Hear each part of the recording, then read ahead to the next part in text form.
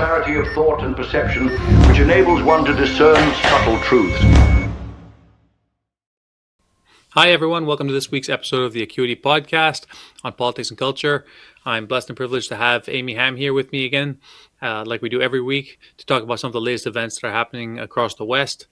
We've got a really good show for you today. We've got some levity at the end, and we've got a couple of serious topics earlier on. For all of you guys who have come here before, apparently it makes a big difference.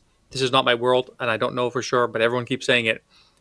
It makes a big difference if you like or subscribe or comment or whatever it is that you're supposed to do on a platform that you have. So please feel free to do that. And we'd love to hear from you. We've heard from a lot of people over the last month, and I really enjoy seeing the comments. I really enjoy seeing where people are at when they're thinking about the topics that we are discussing currently and what they want to hear from us. So please make yourselves free to do so. Okay. Amy, nice to see you. How are you? Absolutely. I am doing pretty great. I'm really enjoying, I don't know about Nova Scotia, but British Columbia has had several days of almost 20-degree weather. It's been sunny and beautiful, and it reminds me every spring when I don't think I have seasonal affective disorder, but then when the sun comes out, I'm like, did I have seasonal affective disorder? Because I feel so good right now. Why do I feel so different about myself, right? Like I'm smiling so much more and sleeping so much better. Yeah, I agree. We've had some really nice weather here in Nova Scotia. I should say, for anybody who's interested, Amy is in BC and I'm in Nova Scotia. So we are literally across the nation podcast here. We cover everything from the far east coast to the far west coast. It's kind of neat that we're both so far apart, but we work so well together. Until June, when we will both be at the ARC conference in London, and we are going to try and do some live podcasts from London. Yes, we should talk about that a little bit. I had the pleasure of going last year, and I really, really enjoyed it. It's an amazing conference. This is the Jordan B. Peterson inspired conference, the Alliance for Responsible Citizenry, as a response to the WEF in Davos. And so Amy and I are going to be going this year, and it's going to be great. So keep your eyes and ears open. We'll post some news and see what kind of interviews and what kind of podcasts we'll have. But there are 3 days that we will be there. So there's a very good chance that we'll get quite a few interesting guests and some podcast time from London. It's going to be awesome. What's going on with you out in Nova Scotia? Anything fun? No, not a whole lot of fun. My youngest was sick for 3 days, and God, that is so taxing. I am so blessed. My wife is such a hero. She really pushed through and let me have time to work and kind of do my thing. And I was complaining to some friends, it's so tough when you have children of a certain age and they're going through teething and every virus is new to them and they're so dependent on how their sleep schedule goes. So we had a really rough 3 days, but today was a great day. First day so that's why I'm all smiles, and I slept well and giddy, and I had a shift this morning and I was like, oh, I'm feeling great now. So it makes a big difference in my world. Oh, that's lovely. It's so true. I always find it really funny when sometimes parents, it's like, okay, you're either a parent or you're not a parent, but there's also a difference between a parent with one child or a parent with more than one child, because if you only have one child, sometimes you think that whatever you did was what was the reason that things went the way that they did. And once you have two children, you realize the way your child sleeps, the way they react to being sick, the way they react to stress has nothing to do with you at all. It's like they, believe it or not, are their own person. It is so true. I talk about this all the time. When we talk about DEI and critical race theory and all these kinds of things, one of the foundations that underpin it is the inability for people of different backgrounds to empathize with people from other backgrounds. And I hate that. To me, I find that offensive. I find that abhorrent. I find that it's counter to the human experience. I always bring up the examples that, I'm not a Spanish Moor, but I really like the story of Othello. I really like that character. But the one time that I think that there's something on about that is parenthood. No matter how empathetic, no matter how much you think and try to understand, no matter how much you may have like pets or loved ones, when you become a parent, life changes so dramatically. And I don't think it's really possible to understand what that's like until you have a kid. It's not. And, not to sound elitist about it either, but for myself, I didn't understand the depths of love that you can experience before I became a parent. It was just something that entirely changed my view of being a human being, and even made me feel spirituality, I think, for the first time. It was so world shaking. So It's a beautiful it's thing. it is. On that point, there's a comedian, Sal, who's on Impractical Jokers, and he had an interview with Joe Rogan. This is like a couple of years ago now, and he was saying how comedians always have this like infinite well of cynicism that they can draw on for society, right? Like you can always look and take a cynical perspective, and that's what drives your sense of satire and comedy. And he said that until you have a kid, you never realize that now he has an infinite well of joy that he can withdraw from. And he was like, I can cry Yeah. at any moment thinking about how much I love my little one. And I totally agree with you. I think it's very well articulated. Until I had a kid, like my relationship with my parents changed. And I love my parents and we were very close before, but even that changed even more afterwards.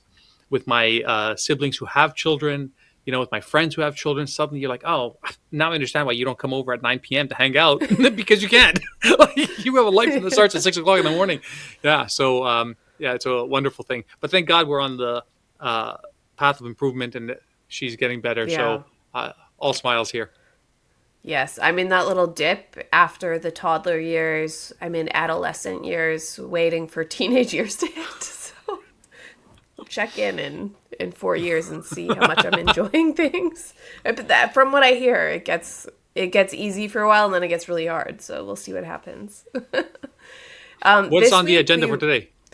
yeah, we didn't have quite as many topics as last week, where we sort of rapid fire did a lot of what was going on. I wanted to really do a deep dive into Canadian politics because it's insane right now. We just had another floor crosser. I was hoping we wouldn't have to talk about floor crossers again, but it happened. There's this Conservative member of parliament in Sarnia, Ontario, Marilyn Gladu, and she just crossed the floors to the Liberals. So the Liberals are now one seat away from forming a majority government, and it would be an unelected majority government essentially because of how many floor crossers they've had. There have been 3 Conservatives and 1 NDP who've done this, and then now we have Marilyn Gladu. So basically, like we are basically guaranteed to talk about it at least one more time because the likelihood that Carney is going to stop or he's going to suddenly stop passing out whatever favors he's been offering people is near zero, right? Like it's just not going to. It's not realistic to think that we will not talk about this at least one more time. Now that we've crossed the Rubicon, right? There's only one left. Yeah. So Yeah. And all of even our previous discourse on this podcast about like, should it be looked at? Should they should they put forth the legislation to say you have to have a by-election if someone crosses the floor? I think those discussions are out of context now because we've never seen before where floor crossings have resulted in an unelected majority government. Like this is something new entirely, and I think it's affecting Canadians in a very different way. People are extremely angry. Marilyn Gladu's office has been vandalized by people. I think, they said, the dishonorable Marilyn Gladu, you're a traitor. Not correct punctuation, but that's okay. The sentiment is there. We're talking about the sentiment, right? We're talking about the sentiment. Yeah. Yeah. Like that's awful. Shouldn't happen. Like you should write down a letter and send it to her formally, and you should publish it online. Those kinds of things Yeah. as an act of vandalism. It's a little crass, but I will say that the meaning comes across very clearly, and it's to no one's real net harm. So, like on the totem pole of villainy, like it's near the bottom, but still. Yeah, you can imagine how frustrated voters would be in her riding, and she's sort of in her letter announcing that she was crossing the floor, referred to her riding as a bellwether riding. She said it usually goes wherever with whichever party is going to rule. But she won as a Conservative when the Liberals won with a 53.1% win. And she had almost 20,000, I think, more votes than the Liberal who came in second place with 37.9%. Bingo. And so, like, that's the important thing, right? So there are, oh my God. So where do we even begin? So first off, I've had the dubious pleasure of meeting her, and I thought that she was a particularly uncharming person. I think that she is largely an incompetent person. Okay. Can you As expand on that? Just about like when and where did you meet her and what gave you the impression that she was one of these conservative not events that we competent? had in Nova Scotia, I feel as though it was a wine tasting event. I'm 90% sure that it was. Yeah, I'm 90% sure that it was. It may have been like a leadership rally for one of the candidates. But anyway, I thought that she's a particularly dim-witted person. Shall we watch this? Yeah, let's watch this so you get a sense, everyone. If you don't know who Marilyn Gladu is, this is her speaking at the Liberal convention. Standing ovation. Standing ovation. We'll come back to that.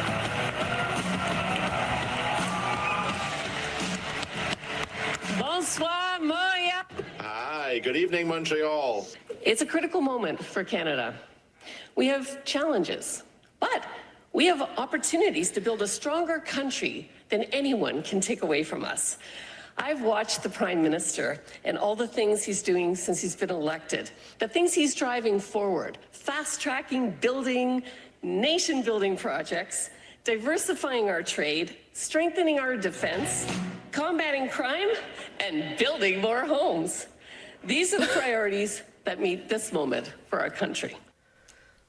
So I mean, like, so much to unpack there. You can see that she's not a charming person. I mean, like, just like Yeah. her oratory skills are particularly weak. She's looking down far more often than she's looking up at the crowd. The engagement is particularly low.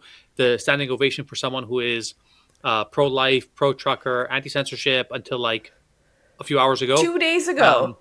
Yeah, Yeah. like just absolutely berating the Liberals. Marilyn Gladu here. A lot of people have been asking me, what do you think about Mark Carney? And so I thought I would let everyone know what I think about Mark Carney, starting off with the fact that he's been Justin Trudeau's economic advisor for the past 5 years. So he's part of the disastrous mess that has been created by the Liberals in terms of the inflation, the increased cost of everything. And so I don't see that he is going to bring any change at all. And when you look at who he has appointed as his chief of staff, Marco Mendicino. I mean, Marco Mendicino was kicked out of cabinet for all of the lies that he told when he said that the police requested they enact the Emergency Measures Act, and the police clearly said they did not. And when he said he didn't know anything about Paul Bernardo being transferred to a medium security prison, and that turned out not to be true either. And then the transition team for Mark Carney, he picked David Lametti. David Lametti was the minister in the middle of the SNC-Lavalin scandal that got the get-out-of-jail-free card for SNC-Lavalin in the corruption case. So this is really bad judgment, in any case. And it doesn't speak well of the integrity of the government. But what we know about Mark Carney is that he wouldn't disclose all of his assets in Brookfield. He lied several times during the campaign leadership race. He said that he had nothing to do with the Brookfield move from Canada to the US, that he was not involved. And clearly minutes were produced where he chaired meetings where he voted in favor of the move, and he wrote letters to the shareholders to get them to support the move of the head office from Canada to the US. How does that inspire confidence that he cares about Canada at all? Nothing says, I think Canada's a great place to invest, like moving your head office to the US.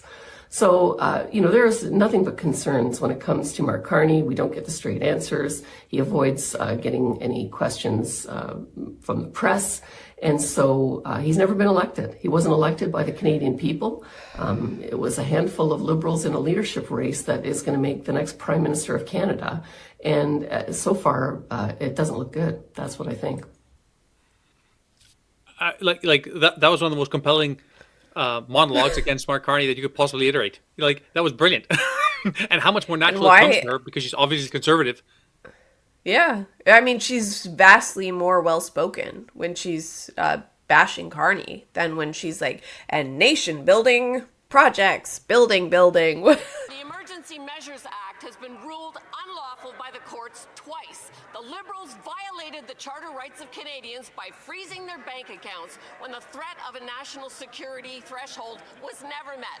They've wasted millions of dollars of taxpayer money, and now they are appealing this court decision for a third time. With an affordability crisis and a jobs crisis, will the Liberals quit wasting taxpayer monies on something that the courts have ruled twice is unlawful? Look how natural it comes to her to do that, and then compare that to the cognitive dissonance on display as she's talking to the Liberal government. So she's obviously in moral contradiction in terms of the position that she's now taken. And we've talked about it many times before. There's obviously some sort of bargain. There's some sort of quid pro quo in order to get her to do this, because even her own reasons that she articulates are not real. You are changing, like, it's not like the Conservative Party platform was not addressing the exact same things that you are praising Mark Carney for. And you are only praising Mark Carney not for outcomes, not for deliverables, but for commitments, promises, and a plan. But, my dear, that was on the table a month ago, 6 months ago, a year ago. That's who Mark Carney is. So we've said it many times before. A tiger doesn't change his stripes. Carney hasn't changed. Nothing has changed with the Liberal Party. Nothing has changed with the Conservative Party. They are who they were a year ago, and they're the same people today. So what is it that is motivating this change? It's very disturbing, because I think we're left with two options, and one is that there's some sort of bribery going on, bribery, blackmail, as maybe option number one. Option number two, which some people are saying, is that she's and I compare this to like Occam's razor. It seems like the simplest explanation is that this is an attention-seeking person who felt snubbed by Polyev. Apparently one of her ex-colleagues has been spreading rumors that she wanted to have a prominent speaking position at the Conservative convention that wasn't given to her, and this is sort of like payback, and that she was never a principled person to begin with. But you make a good point that when she's talking about conservative principles, she actually seems to be impassioned. She can speak a lot better than when she's blabbering at the Liberal convention. So frankly, I don't know what the hell is going on. But regardless, I think it's disturbing, and it speaks to the extent that we need to have legislation about floor crossing. At the very minimum, there needs to be a by-election, which Gladu advocated for when like a week ago. Previous colleagues, when they were crossing the floor, she's like, there has to be a by-election. And now she's in a media scrum, and they're like, well, didn't you just say there should be a by-election? Are you going to have a by-election? And she just totally deflects and doesn't even answer the question. Yeah, she cannot answer the question, right? Like logically speaking, it's incoherent. So she can't, because her position changed in such a short period of time. And the only thing they can hope for is that the electorate doesn't care enough, doesn't recognize it, and that the favorable media doesn't put enough of a spotlight on it. So the other thing that you said earlier, Amy, which is so true, is the margin. Okay, so she got 53.5% or whatever it is, close to that, of her riding, and they all voted Conservative, and then 37% voted Liberal. So that's a very big difference. That's not a small difference, like we saw in other ridings, right? Other ridings were very close, 51, 52, like even Chris D'Entremont in the Valley, kind of pretty close riding for him to have switched. Michael Ma, another one that was like reasonably close. So you can understand that. This is a very big difference. That's the first thing. And the second thing is, of course, the Conservatives should be angry. Naturally, they should. I mean, the Conservative voters should be angry, because 53.5% of her constituents who voted said that they wanted a Conservative, and she bailed on that promise. And the Conservative Party, like we've said before, the funding, the platform, the media attention, all those kinds of things. If I was a Liberal, wouldn't you also be pissed? Because now you have her as your MP. You don't have the person that you voted for. Right? Like, you took another Liberal MP spot. There's no reason to think that you would have won the primary. So, I mean, like, of course, the Liberals are going to be more happy than not, because in totality, they gain another MP spot. But even they should be like, who are you, woman? You don't represent us. You know, like, you're not doing the best for us. Your rhetoric is completely different. You have normalized positions that they don't want, that they don't find tenable, whether it's her pro-life position or whether it's her pro-trucker position. Like, she's been emphatic about these positions in the past. So who did you serve except for yourself? Yeah, exactly. And the Liberals have now they've taken one NDP floor crosser and now 4 Conservative floor crossers. And that's what people are. Abby Lewis, the new leader of the federal NDP party, has been asking the same question. Why would they take this person?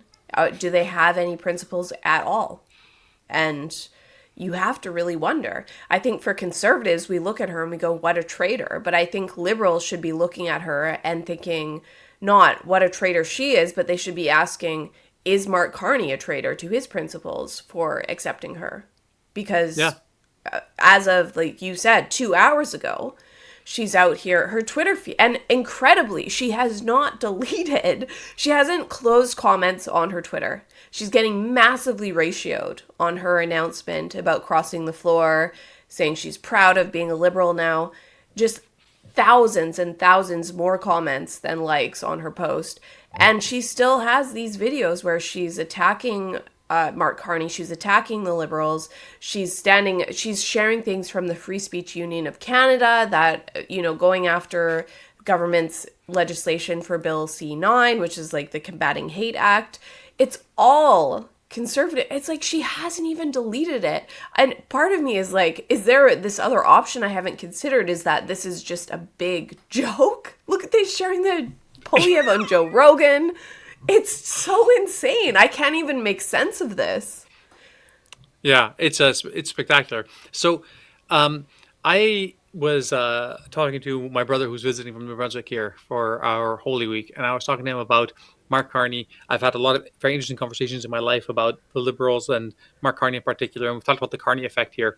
And I was telling him, I was like, I asked Grok, I gave like the 4 Grok agents, the ultimate grade Grok, like, hey, you know what, take the next 3 minutes and come up with the top 3 things that Mark Carney has done in his last year as Prime Minister. What are like the 3 best accomplishments if you're going to go out there and advocate for him as strong as you could and make the best, most compelling argument? And I told Grok, I was like, because I think that there are none. I don't have one. I have none. The first thing that it said was, he repealed the carbon tax, and that was very popular. And I was like, okay, but he didn't repeal the carbon tax. He set the carbon tax to 0, and he's left the industrial carbon tax as it is, and the price of the industrial carbon tax is going up. So that's not really fair, and that's driving the cost of goods everywhere across the board up. Okay, so that's number 1. Number 2 was they passed a conservative co-sponsored bill, and I was like, okay, so like this is a conservative initiative as well. So this is not something that's unique to Mark Carney. This is something that the Conservatives had wanted as well. I can't remember if it was something about inflation targets and inflation reduction, something along those lines. Okay, that was the second one. And the third one was his commitments for housing. And I was like, okay, but these are commitments. These are promises. Like, we don't have new houses. We have no houses anywhere. And Grok came back at me and was like, oh, yes, but he has a working group going. Don't forget. So he established a committee to go in and investigate these things. And I was like, yeah, okay, but that's like normal politics. That's not anything transformative or particularly compelling. This is a commitment, a promise to look at a problem that everybody has recognized as a problem.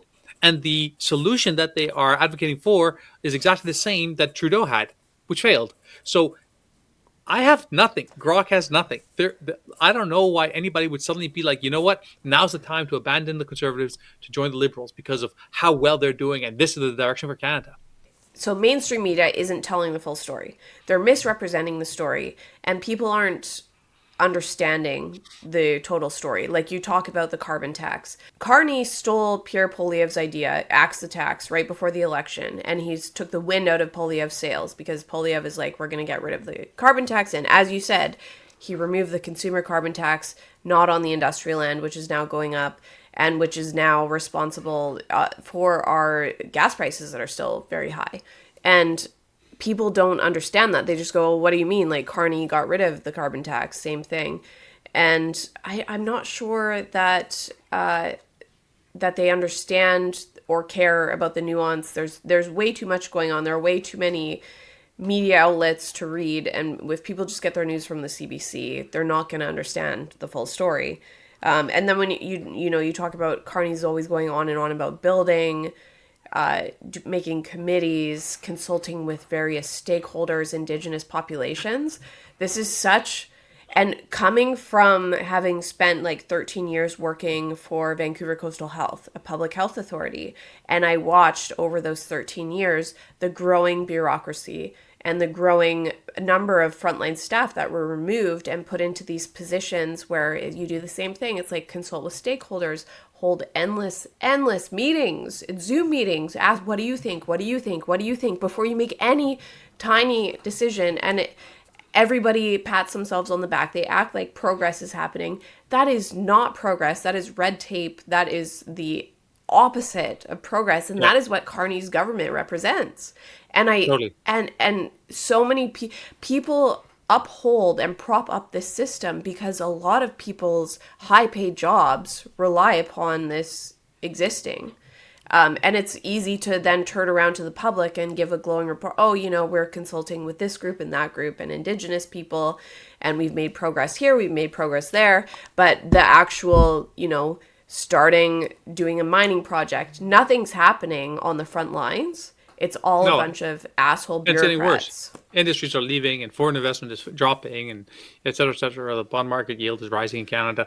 Mark, can you do me a favor? Can you try and find two things? The first is there was an infographic that was published looking at the attendance in Parliament by the most recent prime ministers, and Mark Carney's was under 30%, and that was considerably, dramatically less than others. That's the first. And the second one is, can you look and see where the video is for Robert Fife? Fife, F-I-F-E. He's the chief correspondent for the Globe and Mail in Ottawa, because I think you can look at my Twitter for that, because he started talking about how the blame game is not on Carney. Pierre Poilievre keeps trying to blame every job loss, inflation, everything on the Prime Minister. But Canadians know where that problem is coming from. It's south of the border, it's in the White House. And I think there's a sense from the Canadians that because of his experience as a former central banker at two places and running or being a chairman of a large trillion-dollar corporation, that he's the right person for the times, and they're giving him an awful lot of slack. When you think about a 29% personal popularity over Pierre Poilievre, I've never seen those numbers in my life. The media, to your point, is always trying to paint the most, the prettiest picture on behalf of the Liberals, blaming everyone and anyone except the Liberals for the failures in Canada. But if you want to say that the war in Iran is playing some role, of course it is. If you want to say that Trump is playing some role and his tariffs are playing some role, of course it is. But the question is twofold. The first is, these things are recent shocks. They are not chronic shocks, and the Liberals have been in power for over 10 years at this point, number one. And number two, you can look at it as an absolute picture, sure, and you can put the a percentage of the failure on factors that are not in your control. But like Pierre always says, you have to give a grade based on the amount of control that they do have. And so the question isn't only what other factors are involved. The question is, how are we responding? How appropriate is the response of Carney and his administration? And do you think that it is reasonable to have antagonized Trump and the U.S. administration when we are 3 months away from having to renegotiate the USMCA? Of course not. That is ludicrous. And look at that. Spectacular question period attendance in year one. And that's a very big difference. That's not a small difference. That is a remarkable difference, right? Less than half the attendance of Prime Minister Harper. In retrospect, what a guy that guy was. He had issues, but what a prime minister he was in our generation. Absolute leader. And so they like to paint a picture as though all of these recent events and these small shocks and things like that, but Canada has been put in a position of weakness as a consequence of Liberal policies for the last decade that Carney has either perpetuated or endorsed at the time or supported as part of Trudeau's economic advisory group. And then secondarily, well, if these things are happening, how are you choosing to respond? You're not responding well. You're not responding with any kind of impetus. You're adding to red tape. You're adding to the paralysis by the bureaucracy. So, you reap what you sow, Canada. You reap what you sow. Every country has the government it deserves. We do. I saw a very funny moment this morning. Before we started recording, I was watching on CPAC, the live Liberal convention. And so Melanie Joly invited, what is his name? Richard. Let me just Thank find you his for doing name that, here. Amy. I really appreciate you doing that, because I'm not going to do that. It makes for great content. It's also very helpful for our audience to see and to understand what's going on on the other side. But my God, I cannot imagine the pain that you put yourself through for that. Good for you. I mean, it's not quite as insane as the NDP convention, but so we're in day 2 of 3 of the Liberal convention. Melanie Joly invites on stage Patrick Pichette. He's a former Google exec, and Melanie Joly brings him up to talk about one business success story for Canada, as if this is some sort of indication of the fact that our economy is not entirely in the fucking toilet. And so he talks about how one of the sort of like the original white paper on AI was partly written by a Canadian. When I was at Google, I was in the meeting when Jeff Dean said, "I've solved Translate. I can translate any language in any language.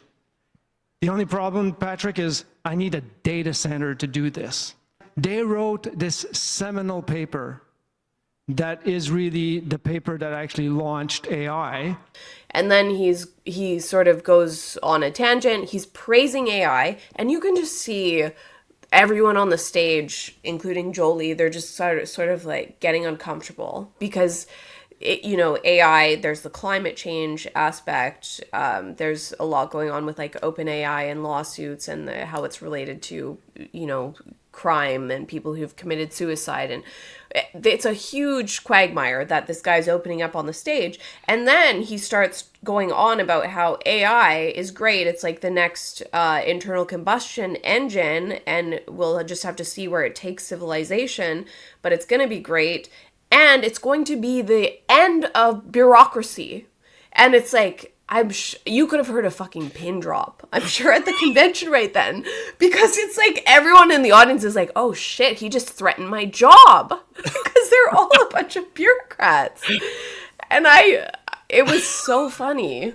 So funny. And again, it's like the Liberals are so out of touch to think, hey, let's bring in this business leader who can talk about how great we're doing with business. And then he just says things that completely contradict sort of the Liberal narrative entirely. Yeah, actually, I commend the guy for doing that because, I mean, like, I don't think that, if he was like on the senior board of Google, I don't think that he's dumb.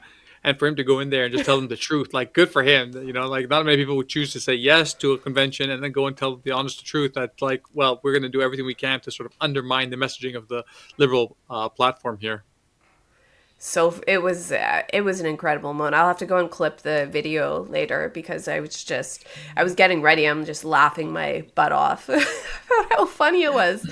And, just hearing the Liberals going on and on about, oh, we have to find other, because of Trump and the tariffs, we have to find other trade and other economic agreements. And it's like, how about you focus on our biggest and best trade partner and fix that problem rather than going elsewhere where trying to make up for what we're losing if we act as though the US doesn't matter. It's like drop in the bucket. It's so frustrating. And then it's very sad. And you know what? I think I should tell the audience. I heard from a few friends and family members recently that, in the context of a lot of the negative news that we talk about here, it's very easy to feel defeated. It's easy to feel cynical or jaded. But what I strongly recommend to everyone watching is don't watch or listen with a sense of defeat and sadness. Look at it as a rallying cry. Feel impassioned. Feel stronger. Use your dislike for these policies to motivate you to speak up and to make a difference. Okay, so if I can leave you with like a more promising note on all this negativity is, don't think about this purely negatively, even though it is negative news. Think about it as a rallying cry for how we should frame arguments, how we should persuade others around us to try and think about things slightly differently. I think it's a reminder that you can't be complacent about sort of classic liberal values that led to the great Western democracy that exists in many places, including Canada. It's like you can't be complacent. You always have to be fighting for maintaining what we have that was so great. And I think a lot of people don't yet understand what we're in the early stages, I think, of losing. And so, while arguably, we still have free speech in this country in some aspects. As, you know, someone who's been persecuted for exercising my right to free speech, I think, be a little bit more pessimistic about that than usual. But I think it's really important that Canadians pay attention, start exercising their rights and freedoms, and getting really angry when they see political parties or politicians who don't care about infringements upon our rights. It's really important that we do this. And I agree with you. We have to remain hopeful. And it is really easy to sort of slide into darkness and be like, oh, it's all for naught. I'm seeing people even saying that after the latest floor crossing. Because I write for the National Post and I cover politics a lot. And someone said, Amy, you're the idiot if you give any credence whatsoever to our system of politics after this latest floor crossing. Basically, like, I don't even want to hear what you have to say anymore if you don't just denounce the entire political system after this week. And I'm like, well, obviously I'm not going to do that. Because we don't have to toss it all out at this point, but we do have to sort of wake a few more people up and get people to understand that there's a serious threat to our rights and freedoms in the West, but it's not too late. Exactly. That's exactly right. It's not too late. So the fight has to continue. We have to be ambitious and bold and play within the rule set that we have. And so, you know, to the Mark Carney's credit, these things are maybe taboo or maybe they are unethical, but they are not illegal. This is within the mechanics that exist. And so if that's the nature of the game as we have it, then we have to fight and win within the nature of the game.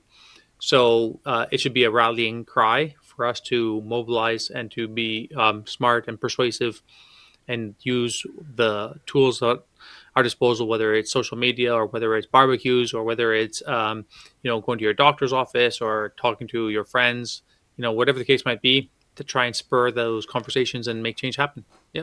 Should we move on to our moment of levity for the week? Yes, time for some levity. Yeah. Another tragic BC Human Rights Tribunal case. Wow. So this Sun Beach Motel is in Osoyoos, British Columbia. Osoyoos is such a beautiful city. A lot of people don't know that Canada actually has a literal desert. And so Osoyoos is part of that. It's kind of this, it comes up from the States and it's like this little streak of a desert that goes up into the BC interior, including like Kelowna, Kamloops. And so Osoyoos is very close to the American border. Beautiful, beautiful place. This Sun Beach Motel, I've spent most of my life in BC. I know this area very well. Very chill little town. And so what happened is this woman back in 2020 stayed at the Sun Beach Motel, and the hotel says she was smoking joints in her hotel room. And so they kicked her out because they have a no smoking in the room policy, which is pretty standard stuff for being at a hotel.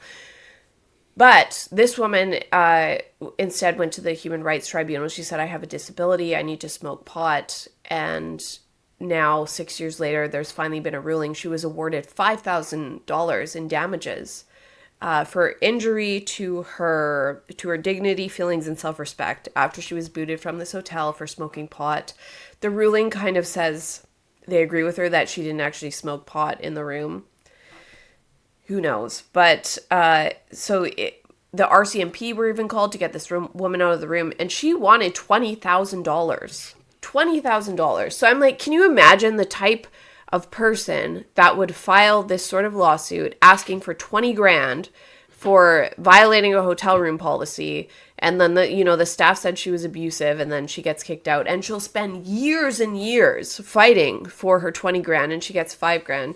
It reveals just how stupid the Human Rights Tribunal system is. So I'll read a little bit from the ruling. So this woman's name is Vicky Arvanatis. She uses medicinal cannabis to treat the symptoms of her disabilities.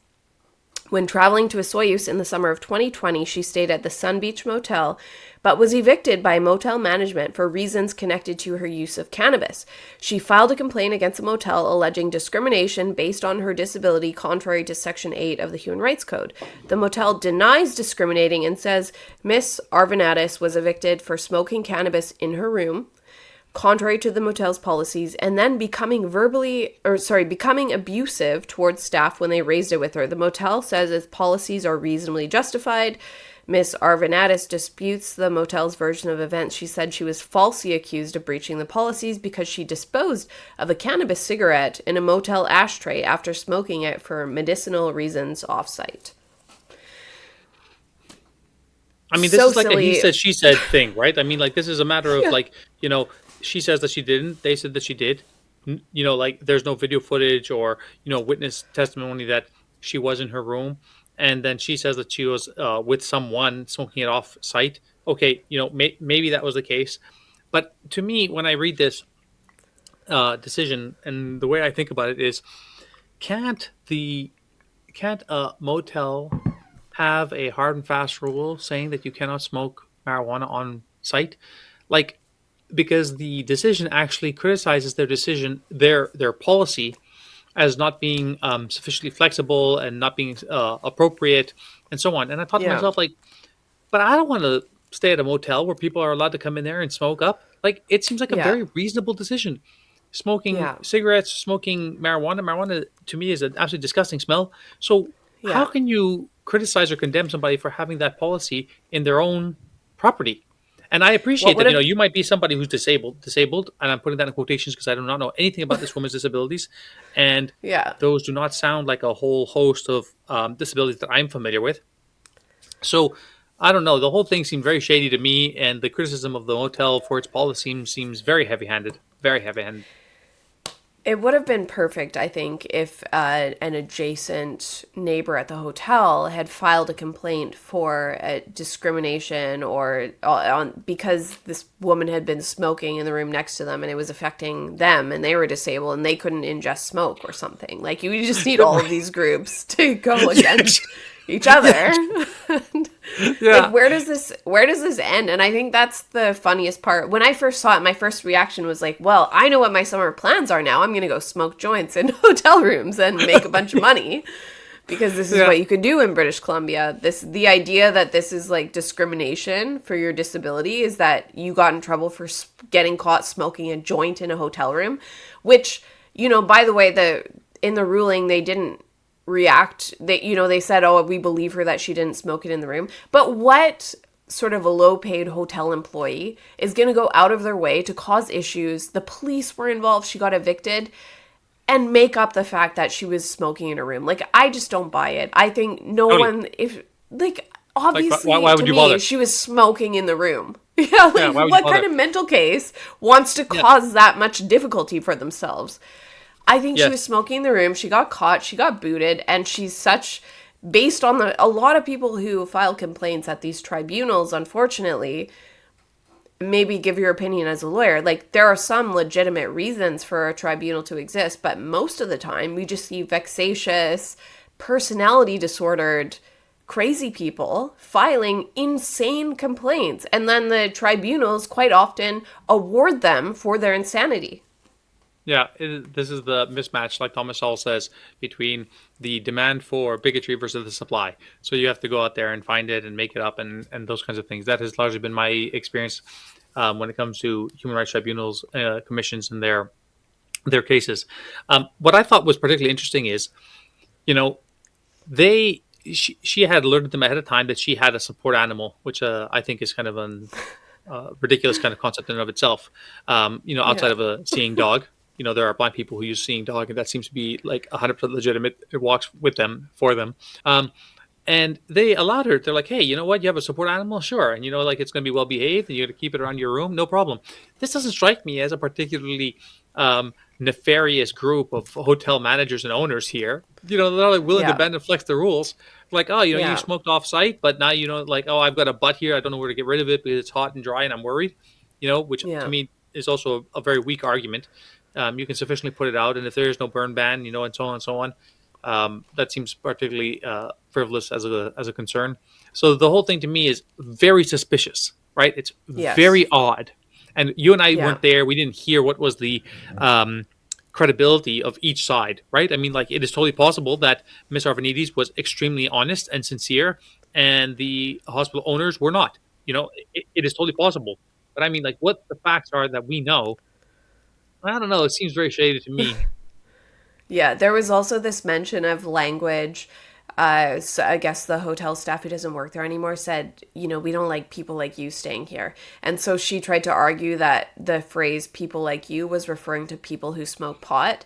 And it's like, come on, this is British Columbia, Canada. Nobody says people like you referring to pot smokers here. Like, you can't walk down a street in a city without encountering a few people smoking a joint. I guarantee you that someone working at a hotel wasn't referring to a pot smoker when they said people like you. I guarantee you they meant probably like someone who is turns out to be a vexatious litigant, which seems to be the case for me. But it's, we've talked about this before. You have to laugh, otherwise you'll cry. But I just think the human rights tribunal systems in our country, particularly in BC, are such a running joke. Mark, can you see if you can find, it's probably not possible, but can you see to find a picture of the lady, Vicky Arvanites? And, you're not supposed to judge a And book her by its cover. support animal. But I just wonder, how does she project herself? I should say, not what does she look like, but how does she project herself? Right? The other vexatious complainant at the BC Human Rights Tribunal, the Jessica Yanev, formerly Jonathan Yanev, the infamous testicle waxing cases, who is now entering a new slew of complaints for misgendering in the wake of the Barry Neufeld ruling for $750,000, where it basically said that misgendering is discrimination. So now this former vexatious complainant is doing all of these new complaints against anyone who misgenders him on the internet. And it's the same thing. But so this is another person who has a quote unquote support animal. And it's literally just like this, a lab who's like a very poorly trained big Labrador dog wearing a vest. And it's like, there's no way in hell that this is an actual trained support animal. This is just someone who's like, this is my support animal. Okay, a question to end the podcast. If you could have any support animal in the world, what would your support animal be? I love it. I would want a squirrel for sure, and it would be very badly trained. Not in the way that it would not be trained at all. It would be trained so well to do such nefarious things. It would be like, you go through this structure and you can, for every pencil you steal, you get an acorn, and come back with every writing utensil in the entire building. And I think that would be the greatest support animal to have with you. It's like harmless, but a great prank. And people would be looking everywhere. Because I know, like, when I'm in the hospital, I'm always like, where did all my pens go? Who keeps taking my pens? You think to yourself, there's probably some little rodent that's out there stealing all of your pens. It's brilliant because I hate squirrels. I had a battle with them at my house. They were, like, getting into my walls. And I had to, through tiny little cracks, I went to war with the squirrels. And I developed a really big hate-on for them. I'm like, they're disgusting rats with cute tails. And I don't know why anyone likes them. But don't they look like they're playing all day? They look so much fun. Yeah. They're like literally playing all day and like chirping and hanging out and climbing. I don't know. Like, but I will say, to your defense, the East Coast squirrels are lovely. They're beautiful. And, my time in Ontario, those squirrels are disgusting. They're large, they're black, they're gray. They look like they have lice. And, honey badger. Oh, Mark. God. Mark, what is a good one. That's Mark's animal? I would definitely use, and I already have, because I'm a little bit of I have a dog, but he would not be a very good support animal. I would use my frog, because I'm a weird frog lady. I've had numerous frogs at one point. Right now I just have one, but I'll be raising tadpoles in my yard this spring. So I have a Brazilian frog that comes from the rainforest and is rapidly growing. Like, these things can get pretty big and even eat rats, so my frog could eat your support animal at some point. Oh, frog's so large that it eats rats. This is like this is like a fantasy frog. This is like some kind of evil Disney character frog. This is not a real animal. Yeah. It's real. It has teeth. I'm not joking.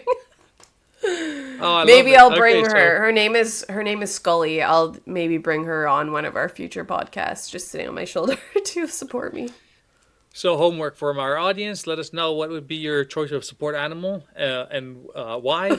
And then for Amy, we want a video cameo of Scully going forward. You do not need to feed it a rat on live stream, but maybe we'll get there at some point. So thanks everyone for tuning in this week. Appreciate you and our audience. Please message us, let us know what you think, and we'll see you guys next week. Have a great weekend. Let us consider that acuity is the refined clarity of thought and perception which enables one to discern subtle truths.